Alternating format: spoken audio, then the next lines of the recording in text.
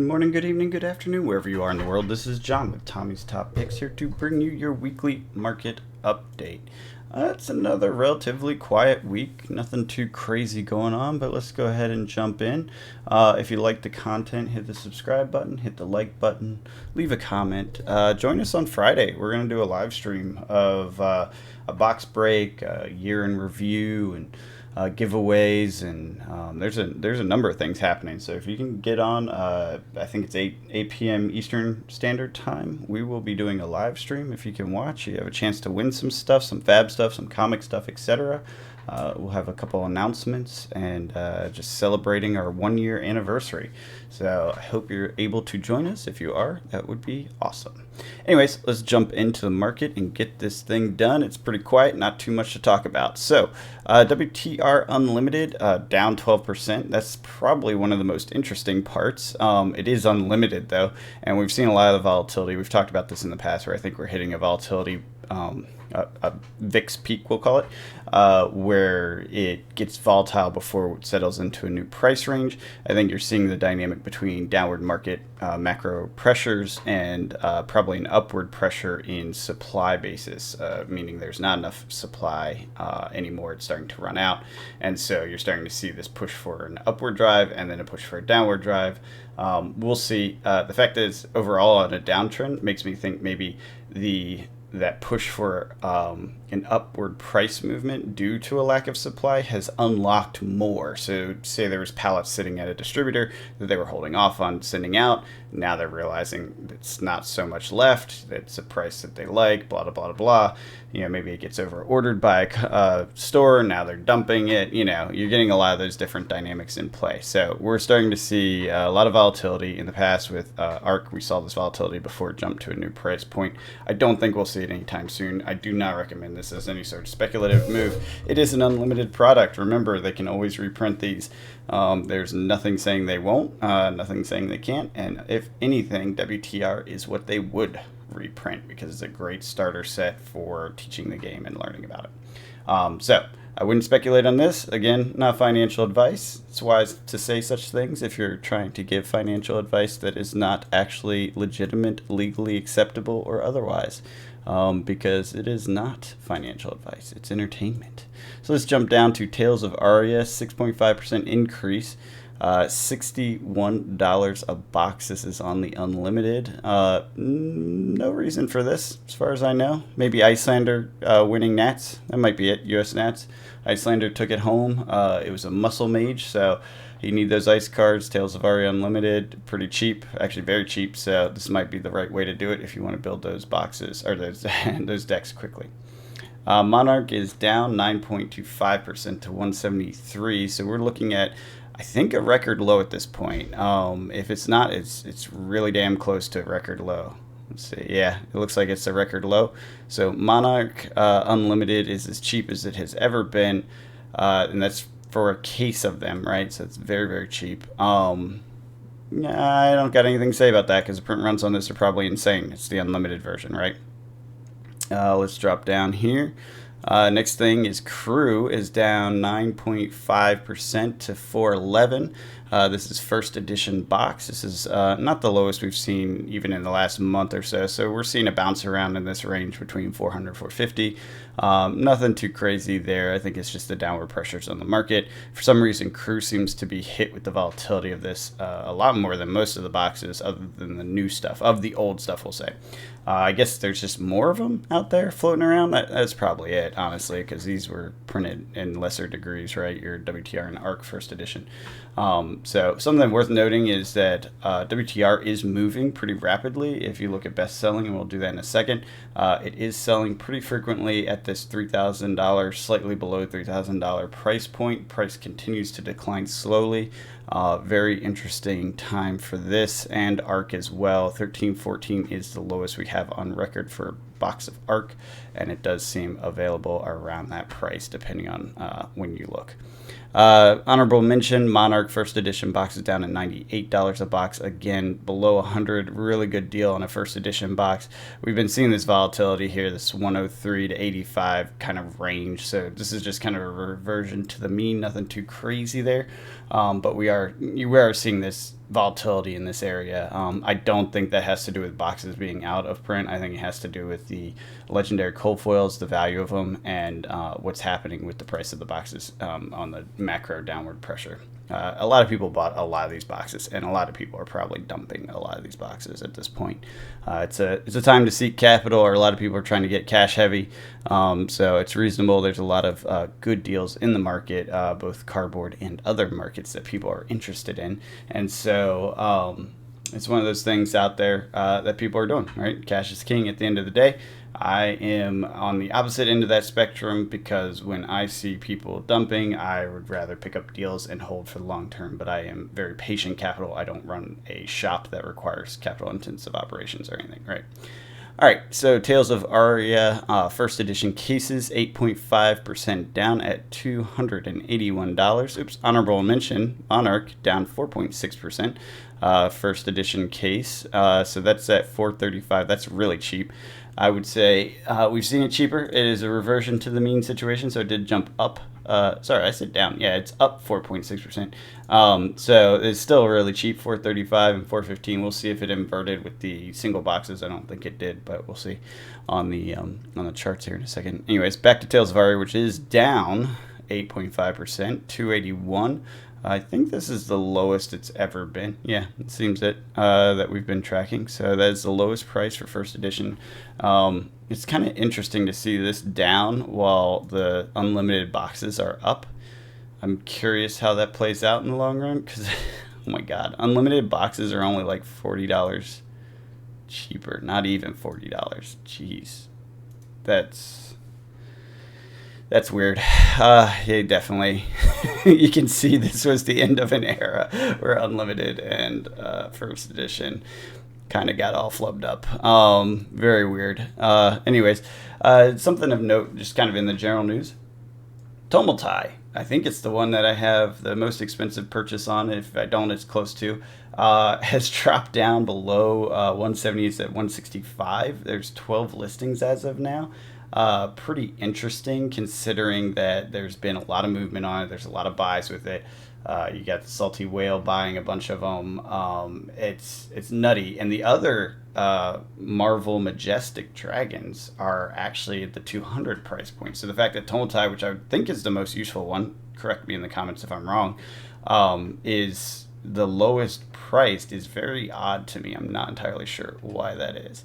Let's jump into some card stuff here. We don't need to go that far up. Interesting, Skull Wrap is down at 27 for a legendary from ARC. That's insane. I know it's unlimited, but it's still insane. Everything else is pretty standard. Not much movement on these.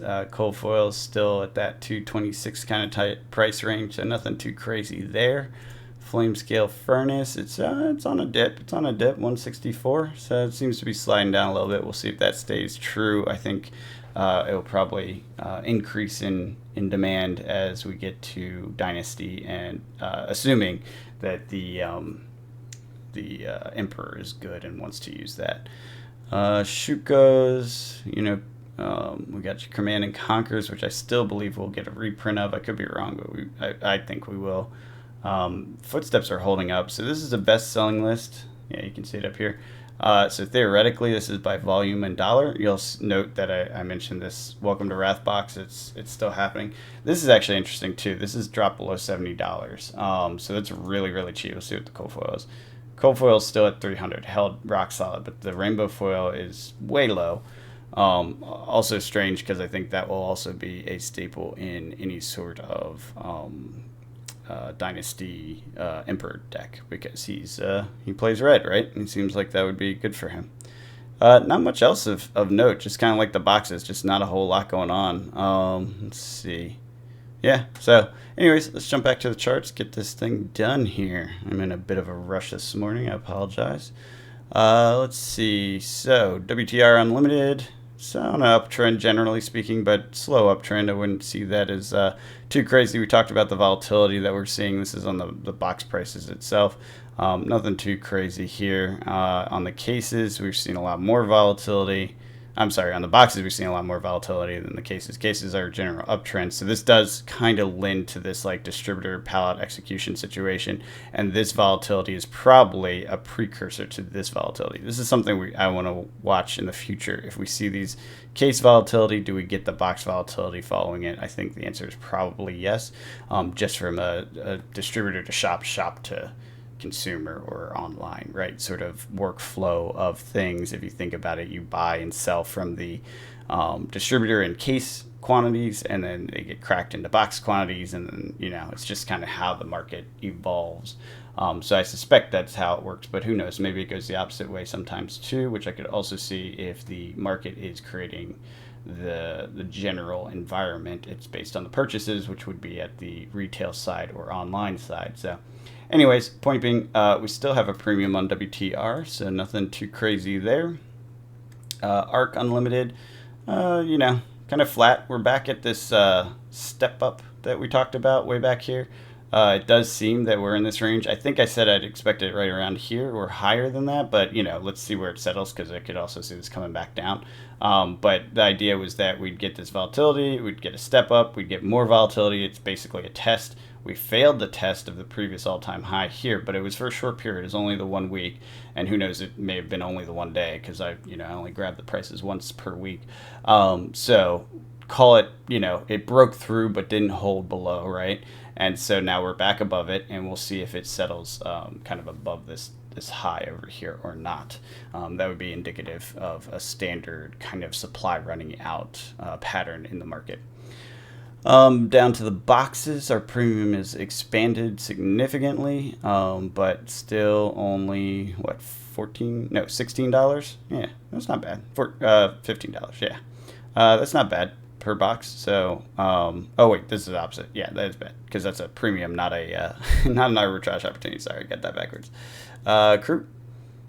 Downward pressure, like we talked about, a lot of volatility on the way down, and then let's see, the box prices are actually moving pretty smoothly, just kind of settling back $1 above their previous. So we got some volatility and then just kind of hanging out. We'll see if this settles here and stays there. Premium's still intact. MON dripping down, as we talked about. A lot of product in the market. Too many people want it. This is actually a really good arbitrage opportunity. I want to make sure I'm saying this right, but I think I am. Yeah, so that is a $12 arb opportunity. Buy a case, break it open, sell the boxes, and you get $12 a box, which probably covers some of the fees and such. I'm not sure if it's a moneymaker, but it's heading in the right direction to be a moneymaker. So this is an interesting opportunity in MON Unlimited. Tales of Aria. Cases are flat, boxes are up. Looks like we might get an arb opportunity here shortly. Let's check back next week. This has been all over the place, though, so I don't know that we care about that. No Everfest. Haha, I remember this time. All right, let's go WTR. Yeah, boring. ARC, boring, which is fine. Nice little drip off, though. Notice that down here, just falling down a little bit, slowly declining. I'm kind of inclined to pick up some boxes here in a little bit as this continues to decline. I do like ARC. Definitely one of my favorite sets. Yeah, nothing interesting in Crew. Let's see, we do have our premium is back in play, so this this conjoining of the price and box situation has dissipated again, so premium's back in play on Crew. And MON, here's some madness. Seeing some upswing there, downswing there. Premium's more intact than it has been in a while. Except for here, I guess. Yeah, pretty good. Not a major premium, though. And then Tales of Aria. This chart always makes me laugh. It's just like chaos on a downtrend. Let's see what's happening with the... Yep, a little bit of an arb opportunity, $3. Nothing too crazy. Everfest, sitting flat. Checking out map is what I'm guessing here, right? Yeah. Probably just saw it as a rock map. Arb opportunity of $6. Nothing crazy there. And uprising is going to be boring because of map. Okay, so that covers that. Just some quick notes for those of you who stuck around to the end. We are seeing some crazy downward pressure macro level on the economies as a whole. The Fed is making moves to pressure the economy to cool off, essentially trying to force it into a stronger recession or recession. I think the words they said, force it into a recession. The idea is that the entire market is too hot, inflation is too strong, and it's risking us getting into a stagflation situation with our employment and growth the way they are. So stagflation is incredibly damaging to economies over long periods. We're talking like decades, like a lost decade sort of thing, lost generation type thing. And it's something that any monetary policy organization would want to avoid at all costs. And so crashing the economy for a short period is better than letting the economy drag sideways in a very painful way overall, because it will hurt everyone a lot, workers and capital included. So it looks like that's what's happening. Obviously, we don't know for sure what's going to happen as things unfold, but currently inflation continues to be strong, employment continues to be strong, and those two things in combination with a low growth in GDP equals stagflation, which it's not even a traditional stagflation, I'll be honest, because employment typically is low. So it's a weird hybrid thing. We don't really have a name for it yet. We will someday. This will be a chapter in economics textbooks for sure. But point being is that we're in a very weird spot. They want to kind of reset and cool things off, and that seems to be the tact that they are taking. So expect long-term continued downward pressure on the economy as a whole. And so that does present, again, not financial advice, excellent investing opportunities. I have been aggressively picking up things that I've wanted, old school magic, different cold foils, different sealed products, and I will be continuing to do that probably at an even faster pace now. I think we're going to see continued downward pressure on these markets for a while, and now is the time for accumulation. This is when you make the most money, is when everyone else is fleeing the markets. So when you see those crazy deals that make no sense, they are crazy deals and they make no sense, so it's worth taking advantage of them. That does happen, and I wouldn't be surprised to see some really insane stuff. I am actually curious what sorts of things I'll be able to pick up during this period that I've always wanted or thought I wanted or thought I would never have, sort of things. But yeah, it does look like it will be a little bit extended, so I'd take an estimate of an additional 6 months. If you recall, a couple of months ago I said about 10-month process. So I'm thinking, yeah, we'll call it end of next year is probably the long side of it, and maybe mid next year we'll see things turn around. But that's kind of the time frame that I'm looking at. We'll see though, and that's a very dynamic target because things do change in the markets. Inflation could reverse, employment could reverse, any number of things could happen that trigger a much faster decline and achieves kind of the goal of the Fed, which would then allow for an unwinding of some of the more aggressive policies. I don't expect that to happen quickly. I expect to see more aggressive economic action in the meantime, and we do see a couple of kind of global triggers that could cause massive problems locally. It's interesting to note that inflation is globally huge, and the U.S. is actually ahead of the curve, doing better than most countries on it, managing it. It's partially because of our reserve currency status. So while everyone likes to make it political in the U.S. and all this stuff, it's really not the U.S. It's globally. It's really not based on simple things like wages, right? There's been several statements about that, including from the Fed, but if you look at the actual math around it, a lot of it is supply chain. A lot of it is lack of workers, lack of supply of labor, which is, yes, wages do tie into that, but wages tie into inflation as well, right? That's how it all works. Point being is that we're seeing a very interesting time where new opportunities are going to arise, but expect a longer term decline until something changes, until we see a dramatic shift. One thing, there does seem to be some serious financial issues in the UK right now that may bubble up and become bigger issues. You obviously have the Ukraine-Russia war, which could be a bigger issue, especially in regards to grain. We're at the lowest stores of grain as a globe, as a planet, that we have been in a very long time, which could lead to some unrest and starvation and things like that, which we haven't seen in decades. It's kind of crazy to think that's possible. Some of this stuff is pretty dramatic and could ripple out into the economy as a whole. I would say overall, though, it's while it's unprecedented, it's not as uncertain or tricky to navigate as some of the earlier stuff that was going on with COVID, where we just didn't know how it spread. We didn't know how much time it took to stay locked down to avoid it spreading, blah, blah, blah, blah. Different economies tried different things. Those are very unpredictable policy by policy, decision by decision, country by country effects, and it's very hard to predict and deal with on a global macro scale. Some of these other things are a little bit easier to predict and deal with. So I think we are on the back end of a very rough economic time, but it could be extended for a little while. So I hope you guys are doing fun things, having fun, playing games, cracking packs, and ready to take advantage of whatever opportunities arise. And I really do hope our channel entertains you, and I hope to see you there on Friday if you're able to join. Show some support for the channel. Our 1-year anniversary is coming up, like I said before, and I'd love to have you guys there and give away some stuff. So, anyways, have fun out there. Hope you are playing some fun games and enjoying yourself, because what's the point in all this if it's not fun, right? If it's just something that brings you angst or anxiety, find something else that does bring you fun, right? Bring joy in life, right? That's the whole point. Otherwise, why are you doing it? Anyways, hope you guys have a good one, and I'll see you next time.